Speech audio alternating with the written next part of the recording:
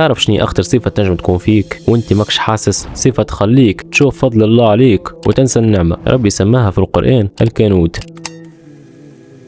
قال الله سبحانه وتعالى في سورة العاديات: إن الإنسان لربه لكنود. شنو هو معنى الكنود؟ الكنود هو الإنسان يعدي المصائب وينسى نعم ربي عليه، يعدي المشاكل وينسى الصحة، يعدي الضيق وينسى الستر، يعدي الفشل وينسى الفرص اللي عطاهم له ربي. يعني ربي عطاه عينين يشوف بيهم، قلب ينبض، عقل يفكر بيه، دار تستره، ماكلة يشبع بها. أما أول ما تصير مشكلة يقول علاش أنا؟ وهنا الخطورة. يقول الله سبحانه وتعالى: وإنه على ذلك لشهيد. يعني هو يعرف روحه اللي ربي أنعم عليه، أما حب الدنيا مغلب عليه. وإنه لحب الخير لشديد. والخير معناها المال والدنيا، يحب الفلوس، يحب الراحة، يحب المكاسب. أما وقت الشكر قليل. باهي اسمع الحكاية هذه مليح. ثم راجل أصيب ببلاء شديد، كان أقرع الرأس، أبصر البدن، وأعمى العينين، مشلول اليدين والقدمين. يعني بلاء فوق بلاء. ومع هذا كان يقول: الحمد لله الذي عافاني مما ابتلى به كثيرا من خلقه وفضلني تفضيلا.